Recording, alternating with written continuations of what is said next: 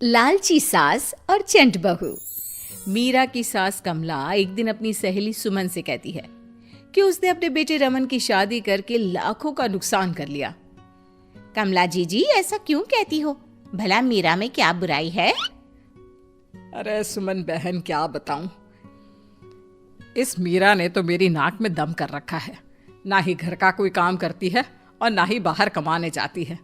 अरे भला फ्री की रोटियां तोड़ने के लिए इसे लेकर आई थी क्या मैं?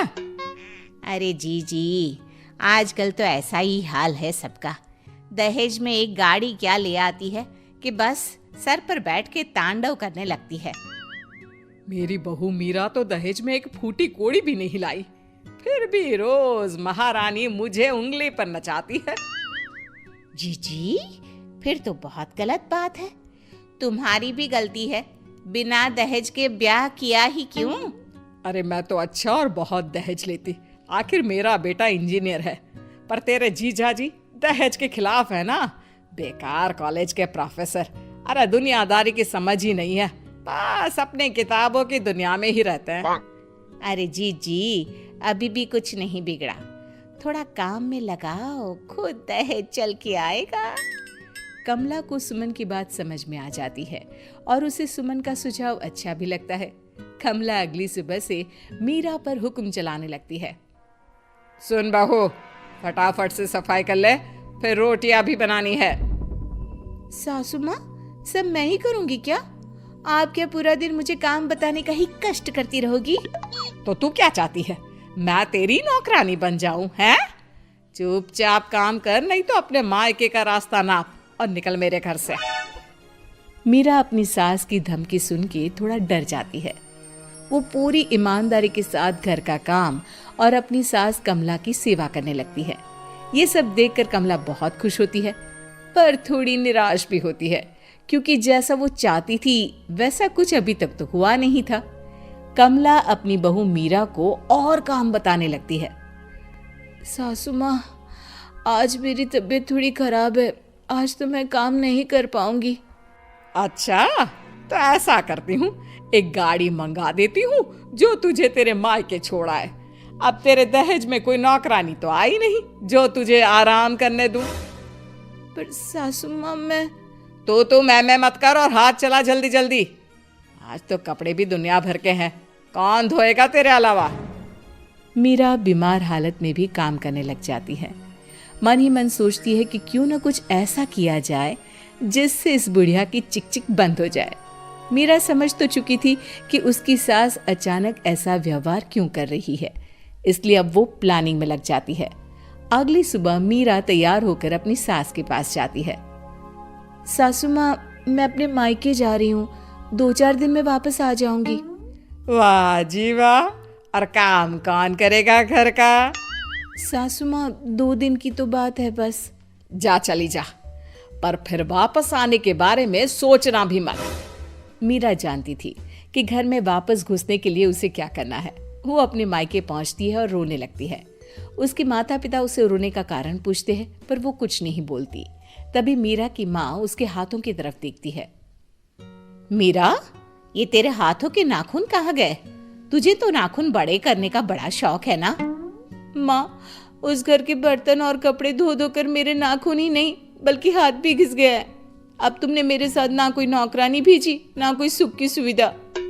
मीरा के माता पिता समझ जाते हैं कि मीरा को दहेज का सामान चाहिए। अगले ही दिन मीरा के माता पिता उसके लिए एक वॉशिंग मशीन और फ्रिज मंगवा देते हैं।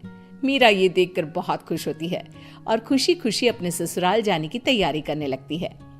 मीरा जब अपने ससुराल पहुंचती है तो उसकी सास उसे देखकर बहुत खुश होती है।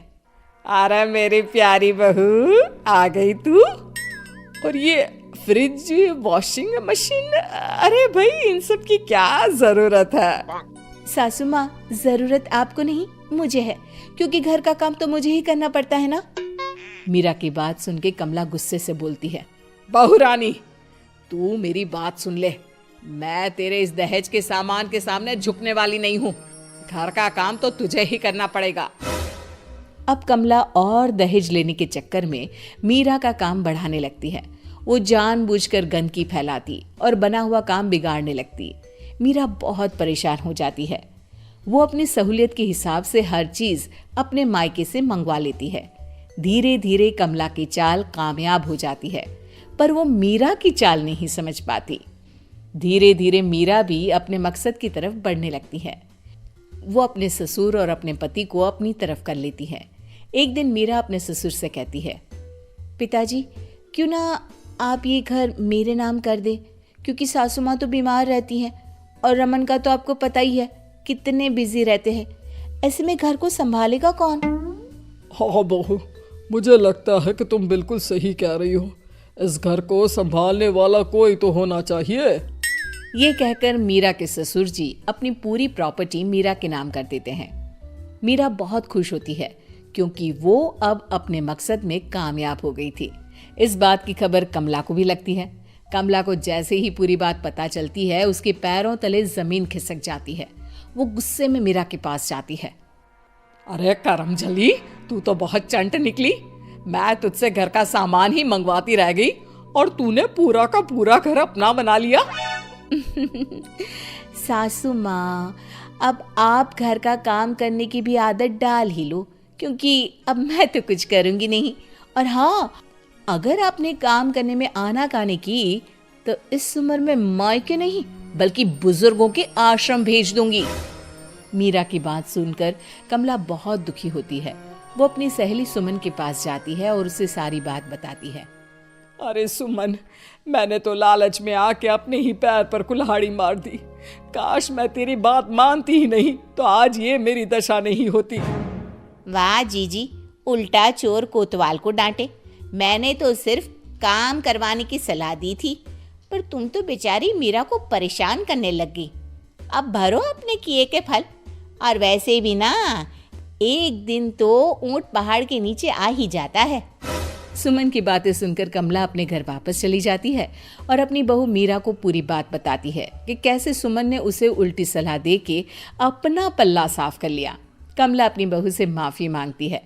नहीं सासू माँ, आपको अपनी गलती का एहसास हो गया, मेरे लिए वही बहुत है। मुझे भी घर पर कोई राजबाज नहीं करना, बस प्यार और साथ मिले उतना ही बहुत है।